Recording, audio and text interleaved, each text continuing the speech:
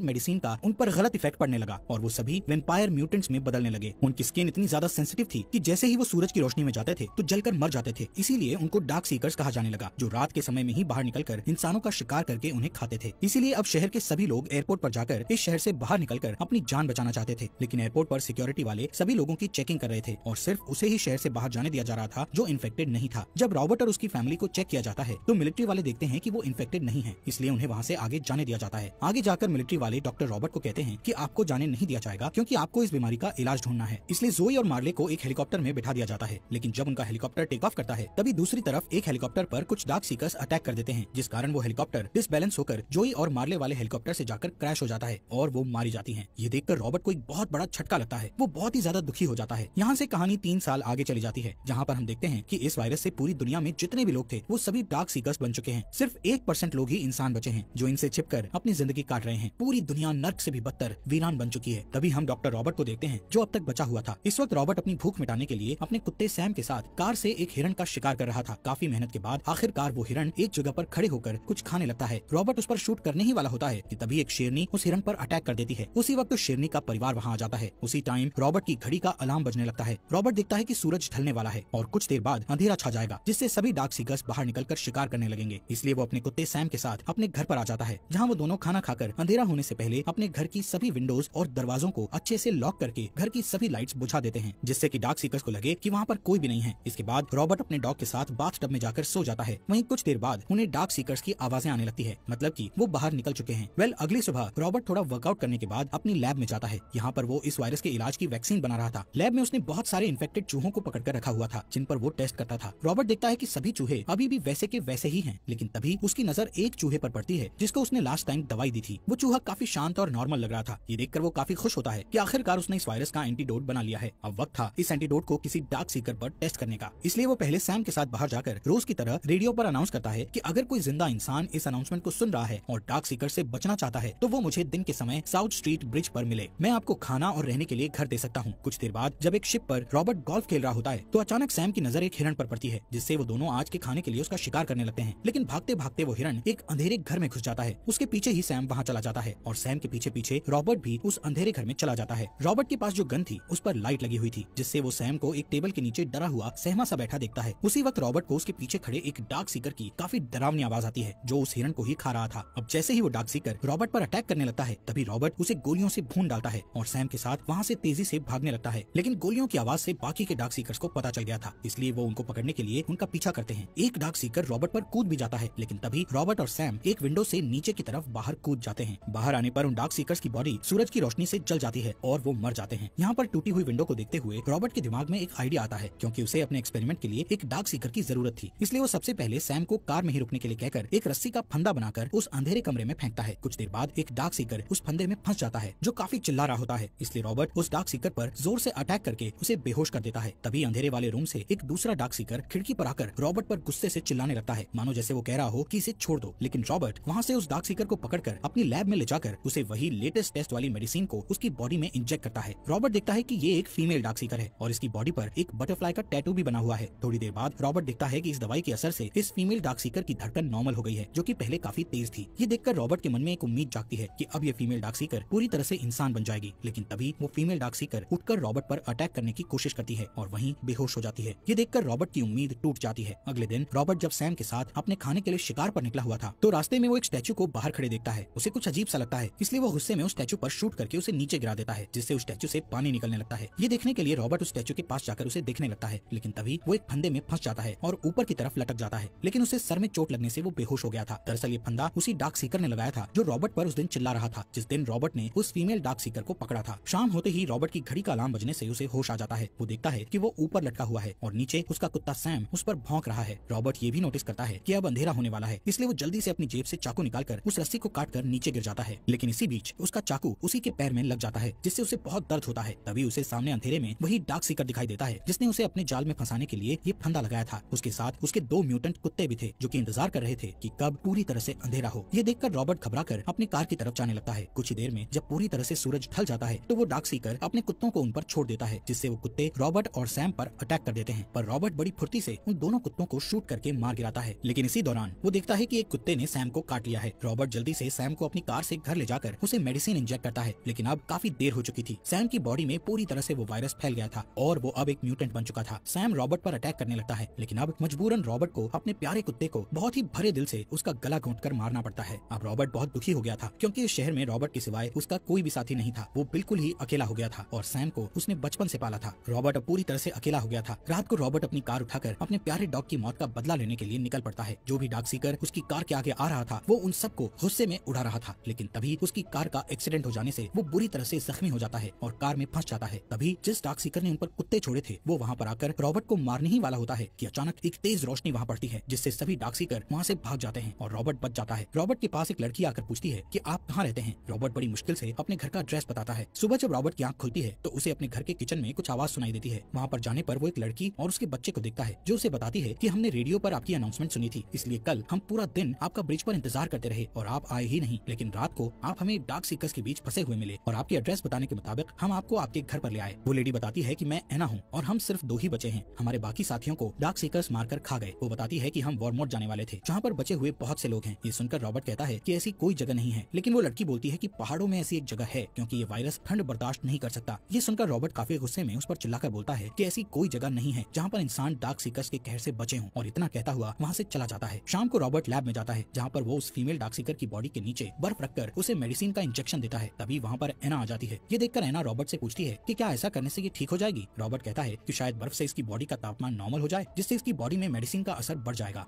रात होते ही रॉबर्ट अपने घर की सभी विंडोज और डोर्स को लॉक कर देता है, लेकिन तभी उसे अपने घर के आसपास काफी सारे डार्क सीकर्स की आवाजें आने लगती है। वो एना से पूछता है कि तुम मुझे किस टाइम पर घर लेकर आई थी। एना बताती है कि सुबह होने ही वाली थी। ये सुनकर रॉबर्ट कहता है कि उन्होंने हमें ढूंढ लिया और वो हमारे घर की तरफ ही आ रहे हैं हमें खत्म करने। लेकिन रॉबर्ट ने उनसे निपटने के लिए पहले से ही अपने घर के आसपास बॉम्ब सेटअप किए होते हैं, जिन्हें वो एक एक करके ब्लास्ट कर देता है, जिससे काफी सारे डार्क सीकर्स मारे जाते हैं। लेकिन तादाद में ज्यादा होने की वजह से काफी सारे डार्क सीकर्स घर के अंदर घुसकर उन पर अटैक करने लगते हैं। रॉबर्ट भी उन्हें शूट कर रहा होता है, लेकिन वो अपनी जान बचाने के लिए लैब में चले जाते हैं। लैब में वो देखते हैं कि उस फीमेल डार्क सीकर पर उस मेडिसिन का असर होने लग गया था, वो ठीक हो रही थी, यानी उन्हें इस वायरस का क्योर मिल गया था। लेकिन तभी लैब में बहुत सारे डार्क सीकर्स तेजी से आने लगते हैं। ये देखकर रॉबर्ट जल्दी से लैब का बुलेट प्रूफ दरवाजा बंद कर देता है। रॉबर्ट उन सबको जोर जोर से चिल्लाकर बोलता है कि मैंने इलाज ढूंढ लिया है और मैं तुम सबको ठीक कर सकता हूँ। उसी वक्त वहाँ पर उन सब डार्क सीकर्स का बॉस आ जाता है और गुस्से में दरवाजे पर जोर जोर से टक्कर मारने लगता है, जिससे दरवाजे पर बटरफ्लाई का डिजाइन बन जाता है। इसके बाद वो बॉस डार्क सीकर अपने ब्लड से उस दरवाजे पर एक और बटरफ्लाई का निशान बनाता है। तभी रॉबर्ट को याद आता है कि ऐसा ही बटरफ्लाई का टैटू उस फीमेल डार्क सीकर की बॉडी पर है। रॉबर्ट समझ जाता है कि ये फीमेल डार्क सीकर दरअसल उन सभी डार्क सीकर्स के बॉस की पार्टनर है, जिसके लिए वो सभी यहाँ पर उसे लेने आए हैं। इसलिए अब रॉबर्ट उस फीमेल डार्क सीकर को लेकर बाहर बॉस डार्क सीकर के पास चला जाता है, जिससे बाकी के सभी डार्क सीकर्स उस पर अटैक करने की कोशिश करते हैं, लेकिन उनका बॉस चिल्लाकर उन्हें रोक देता है। इसके बाद रॉबर्ट एक सिरिंज निकालकर उस फीमेल डार्क सीकर का थोड़ा सा ब्लड निकाल लेता है। तभी उस फीमेल डार्क सीकर को होश आ जाता है और वो अपने पार्टनर को देखकर उसके गले लग जाती है। इसके बाद उनका बॉस अपनी पार्टनर को लेकर उन सभी डार्क सीकर्स को वहाँ से ले जाता है। अगली सुबह रॉबर्ट एना और उसके बेटे के साथ वॉरमोट की तरफ निकल पड़ता है। एना रेडियो में अनाउंस करती है कि अगर कोई अभी भी जिंदा बचा हुआ है तो हमें वॉरमोट मिले, क्योंकि हमने इस वायरस का इलाज ढूंढ लिया है। और इसी के साथ ये अमेजिंग मूवी यहीं पर